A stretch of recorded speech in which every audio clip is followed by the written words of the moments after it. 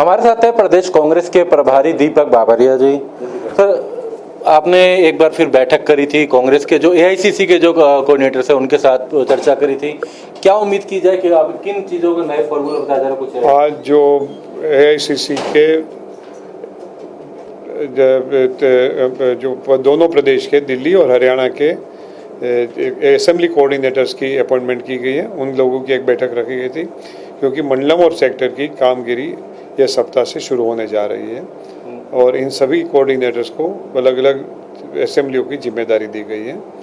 तो हरियाणा के करीब 30 कोऑर्डिनेटर्स और दिल्ली के करीब 15 लोगों की आज मीटिंग रखी गई थी। इसके अलावा अगर बात करें तो एक जो चर्चा थी लिस्ट को लेकर के, आपने लगभग तमाम चर्चाएं उसमें कर ही ली थी पर्यवेक्षकों के साथ, उसको लेकर क्या उम्मीद? शनिवार का दिन कहा जा रहा था कि ये सूची आप सौंपेंगे।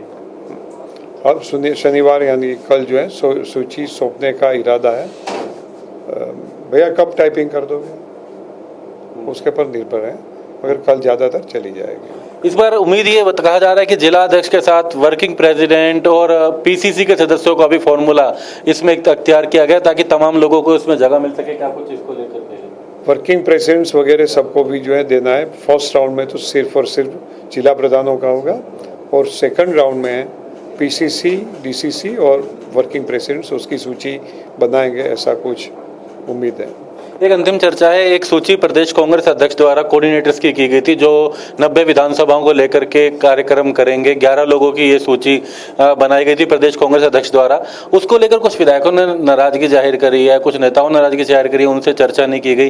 प्रदेश कांग्रेस अध्यक्ष को अधिकार है वैसे इस तरह की सूची के लिए?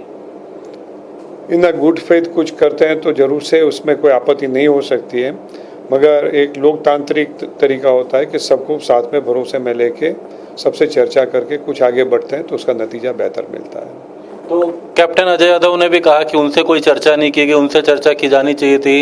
यही शमशेर गोगी बोले उन्होंने तमाम लोगों से चर्चा नहीं करी है, वो इससे सहमत नहीं है। तो इसको लेकर के आप क्या कहेंगे? मैंने जब सूची देखी नहीं तो मैं क्या उसके पर कमेंट करूँ आपसे? यानी कि आपके भी चर्चा में नहीं है? मेरी कोई चर्चा नहीं, मेरी चर्चा नहीं हुई। चलिए, तो जल्द कांग्रेस के संगठन को लेकर के इनका कहना है कि पार्टी हाईकमान को सौंप दी जाएगी क्योंकि शनिवार का दिन इसके लिए तय किया गया था। हालांकि पार्टी हाईकमान उस पर विचार करने के बाद जल्द वो सूची जारी कर देगा जो जिलाध्यक्षों को लेकर के। हालांकि जिलाध्यक्षों के बाद वर्किंग प्रेसिडेंट जो है उनको भी इसके अंदर देखा जाएगा और दूसरे दौर में उसके बाद साथ साथ पीसीसी के सदस्यों को लेकर के भी कांग्रेस तमाम मुद्दों को लेकर विचार करेगी। दिल्ली से कैमरामैन दिनेश के साथ दीपक शर्मा, इंडिया न्यूज।